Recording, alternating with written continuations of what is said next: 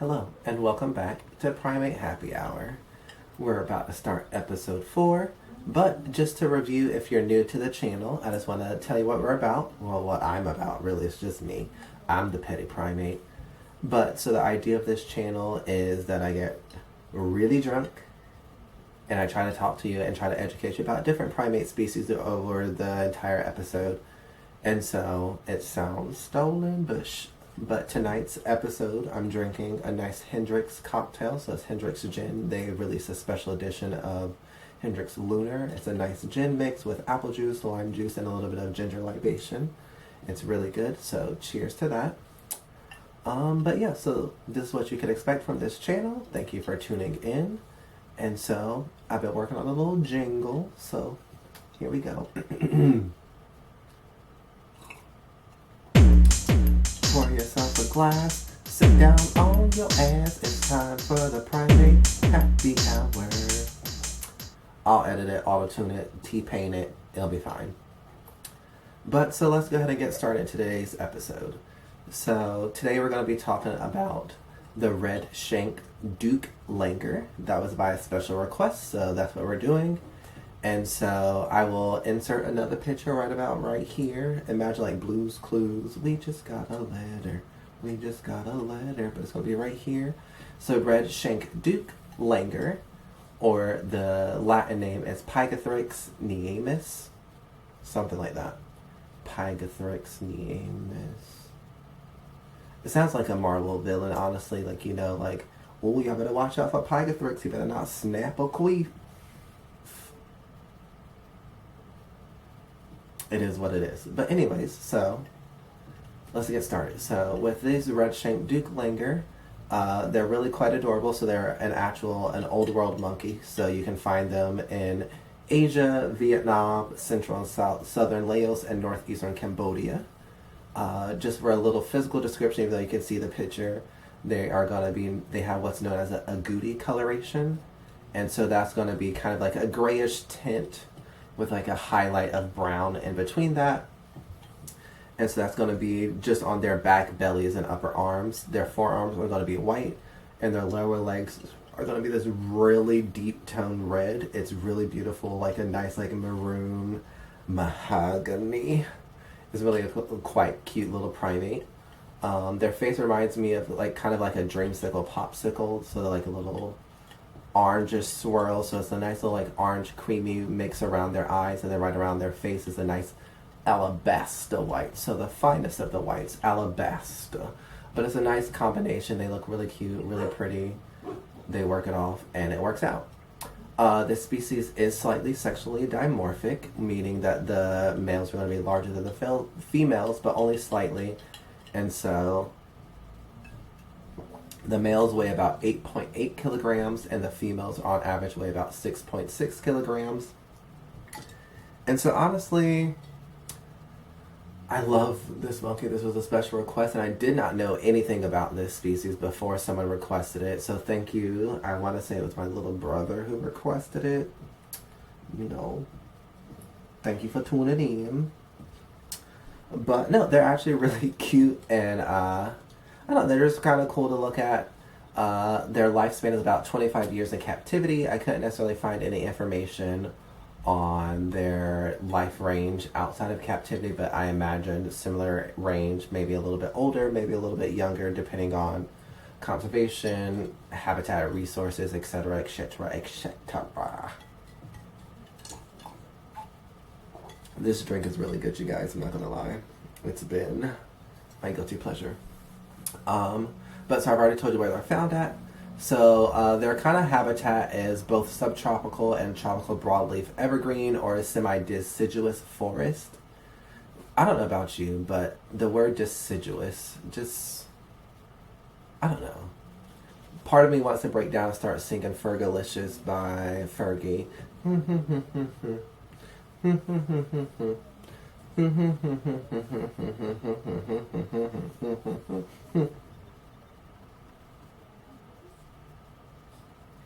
We're just going to pretend that didn't happen. But deciduous forest is where they live at. I just think it's kind of a weird word in my opinion, but they are what they are.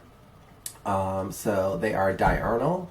meaning that they're more active in daytime. So usually you have diurnal or nocturnal, and there's also it's a C word. That's not the bad one. Not see you next Tuesday. I don't cathermal.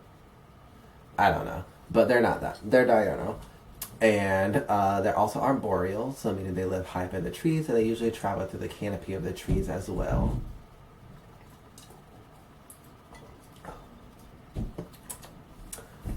They are predominantly folivores. So when I say folivore, it means that they're typical mainly eat leaves.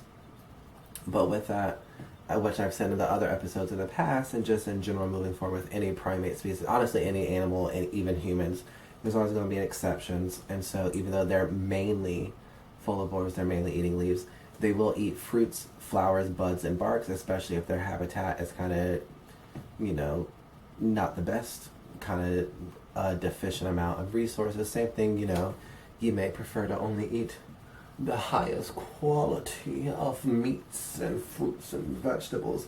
But if you're hungry, you're going to eat what you can get. And so that's kind of the same situation. The only difference is they don't have a choice because we're humans and we're messing up their environment.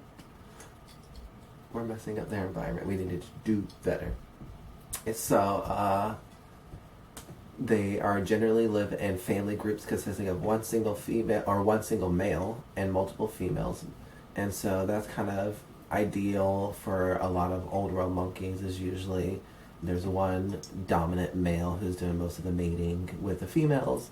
And so I didn't find anything about this species with far as infanticide, but that is a thing to worry about. So infanticide is just usually if a new dominant male takes over a group, they sometimes kill the infants to kind of make the females react and become more and enter like estrus and be able to reproduce so they can have genetically offsprings that are theirs. But like I said, I don't know if they do this. I hope they don't because they're so cute and cuddly and just honestly they're a sexy monkey. That's why they describe it as sexy because that's what they are. So live in family groups consisting of one single male and multiple females, but sometimes they do come together and they usually form groups that can be up to large as like 50 individuals. And so I don't think we'll ever discuss chimpanzees in this channel just because everyone knows about chimps. Like, it is what it is. They're just not for me. Like, they're cool, they're great, closest living relative, but we know a lot of information about them, so I want to go with a less known primate species.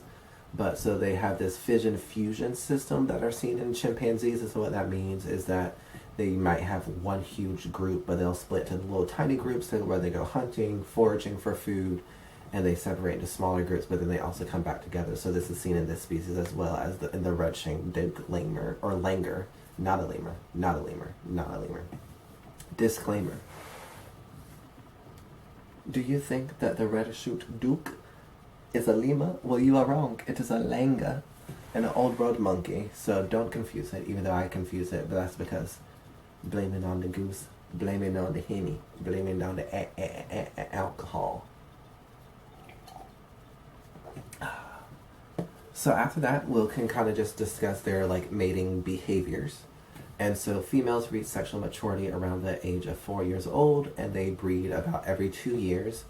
So this species is kind of known to only have one offspring per pregnant female. I think last week we talked about, not last week, but last episode we talked about the black and white ruffed lemur, and they can sometimes have twins or multiples, but in the red-shanked douc, we only expect to see one individual offspring. And so males are sexually mature at 5 years old. And so the infants do exhibit what's known as a neonate coat or a natal coat. And so that just means that the coloration, the hair coloration of the infants are going to be a little bit different, sometimes drastically different than the sexually mature adults. And this one's not necessarily so dramatic, but they do see a difference. So the infants will possess softer and lighter colored hair and are marked by a dark stripe down the center of their back. So they don't necessarily exhibit that bright coloration, that different agouti color, the white forearms and the red little legs. Instead, they are kind of more lighter colored, and as they get older, their fur darkens, but their face gets lighter. Group grooming and visual signs are important to this species as well. So group grooming and visual signs are important to this species, but they do vocalize. And so that's how they use another form of communication. Unfortunately, I know it's at least my favorite part of the channel is trying to imitate the vocalizations of primate species. I could not find one, but I have a little surprise for you guys instead that we're going to do for this episode, and I hope you like it. But, so like I said, so they do group grooming, and they use visual signs as well, but they do vocalize as well, and that's going to be most primate species. I don't know necessarily a primate species that don't vocalize. I mean, hell, think about even humans do it as well, but whatever. And then so with as far as the facial expressions, so a few of them can include like a play face. So play face is exactly what it sounds like. It's kind of just not necessarily a sign of submission, but signs that both individuals involved or whatever individuals are involved in this species are going to know that they're not aggressive, they're not submitting, they're just simply looking to play and have a good time. We have a fixed stare, so a fixed stare, kind of just think about like resting bitch face. And that's what they have, so they have just like this fixed stare, and that's used for intimidation. So in most primate species and most mammalian species, a lot of individuals, they don't physically want to fight. The idea is that you want to intimidate your opponent as much as possible so that they back down. Because fighting is costly, you're going to risk a lot. You might die, you might get injured, that then leads you to be being killed off. And so you don't necessarily want to fight in the animal kingdom. So a lot of the times, a lot of intimidation, so a lot of traits, a lot of physical abilities, characteristics, a lot of animals are going to be to make them look larger, look more intimidating. And so this is used that. So they use that fixed stare to intimidate their potential opponents. And last but not least, they do have a grimace. So a grimace is not the purple little chicken nugget looking motherfucker from McDonald's, even though fry kids. Instead, a grimace is kind of just, you know, like a weary look almost, and that is their sign of submissive. So that's their sign of submission. They use this, you know, especially probably juvenile males, young adult males that are maybe, you know, trying out their luck to take over, outplace another dominant male in a group. But that would be the situation if they realize that they, you know, if they feel too intimidated, they may use this grimace, and that's just going to be a submissive move. It's kind of, if you think about your dogs, you know, a lot of the times they'll roll over and expose their belly, and that's a sign of submission as well. So a grimace in this species is a sign of that submission as well. And as far as vocalizations, give me a second because I'm thirsty. Oof. Woo. As far as vocalizations, they include low-pitched growls and short, distressed squeals. So they're often described as barks, and so these barks are going to be mainly used when they are scared. And so at that point, this would be normally when I try to intimidate their vocalizations. I would play the video, hear it, listen to it, try it again, whatever. You guys know what it is. If you don't know, go back and watch the old episodes because you're missing out. But unfortunately, I could not find any videos or any audio for this species of their vocalizations. So instead, what I'm going to do is I'm going to do a makeup tutorial that is inspired by this species. And while I do that, I'm going to just share you a quick little few fun facts about them that I found. That, again, I didn't know too much about this species before someone requested it. I did a lot of research on it. And so these are just a few of the fun facts that like really stuck out to me that I just want to share with you guys. And so now we're going to start a little makeup tutorial that is going to be inspired by the red-shanked douc langur. And so bear with me because I have not done makeup on myself in quite literally years. I don't know where the accent came from, but just haven't done it in years. I think probably the last time I've done anything makeup related is back during my emo days when I was a young boy. You know, Black Parade, you know, Panic at the Disco. Anyways, but the reason why I bring that up is that was the only time I used to do like just a little eyeliner. And so we are going to try to do a makeup look inspired by this primate species, the red-shanked douc lemur. Langur. Why do I keep saying lemur? I'm going to blame it on the alcohol. Thank you, Jamie Foxx. I'm going to blame it on the alcohol. But so I'm going to do a quick little makeup tutorial, try my best. I'm not even using a mirror. We're just going to do what I can try to do and see what happens. And we'll go from there. But as I'm doing it, I'm going to share some fun facts. So, like I said, bear with me. So, I think this is how most makeup artists do it. So, I'm going to use this palette. This is from Revolution. I think that's the brand, I guess. I got it from Target because they're fancy. But so we're going to just use a nice little orange palette to try to give that little dreamsicle look on my face.